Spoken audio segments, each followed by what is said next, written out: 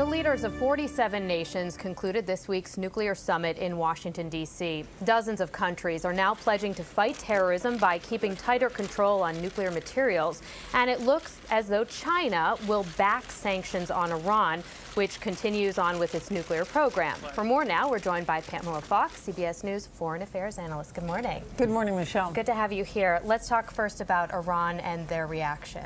As of late last night, Iran issued a statement. This was from the ambassador to the UN, Mohammad Kazi, and saying that they won't be blackmailed. It was very aggressive. It said it will not tolerate this kind of nuclear blackmail, that they are a signatory of the Non-Proliferation Treaty, that this is a military approach of the United States. It was very aggressive. At the same time, President Mahmoud Ahmadinejad of Iran said he was releasing information that he was going to write a letter, pen his own letter to President Obama, as he did once, a 26-page rant, really, to President Bush.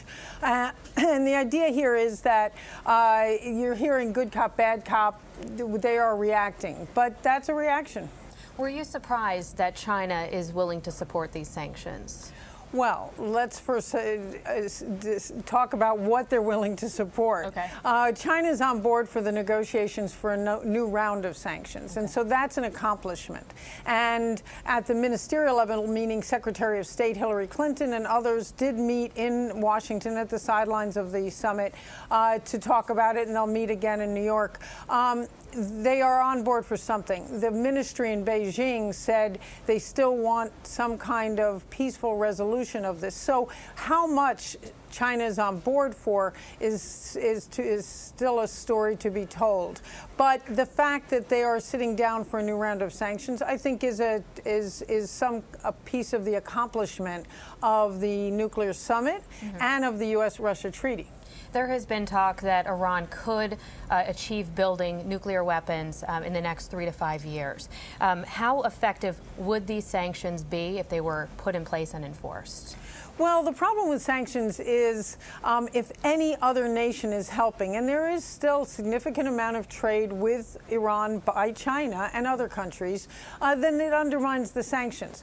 The sanctions alone will not stop Iran, and that's what the Obama administration is banking on its legacy. This is a legacy issue. Non-proliferation generally, the securing of loose nukes, which is what the summit was about, and stopping Iran. If they don't stop Iran, then we're in a much more difficult place.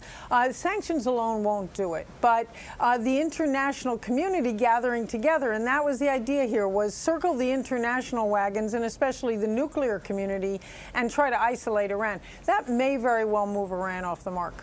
Now, you mentioned loose nukes, and the point of this whole summit was about financing and nuclear technology not getting in the hands of terrorists. Right. Overall, does this seem like a full approach, and will it be effective?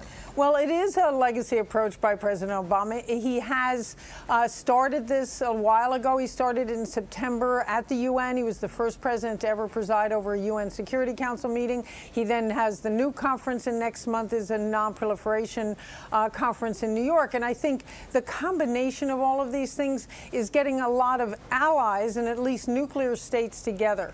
It won't solve the problem without Iran's cooperation. Now, Iran's statement that they are willing to talk has been on again, off again. I think in the end you have to conclude that Iran is buying time. They're playing out the clock. They want to be a nuclear state. But the higher the cost, the more possible, I would only say possible, it is that Iran will stop its nuclear, at least its dual-use program, which is what the West suspects. Important key element in all of this was Russia, and Russia seems to be on board. Russia's much more on board than it was before the summit. This treaty that has been put through, it's not a done deal, though, yet. We still have to do some work here in the United States on it, correct? Yes, and Russia showed a lot of good faith at the nuclear summit in Washington by saying that they would get rid of their plutonium reactor, which is a big deal. So I think by showing that good faith, it's more likely in the U.S. Congress. Now, in the U.S. Congress, it has to be 2/3 of the Senate. That means 8 Republican votes, and critics have lined up against it. So it will be a fight.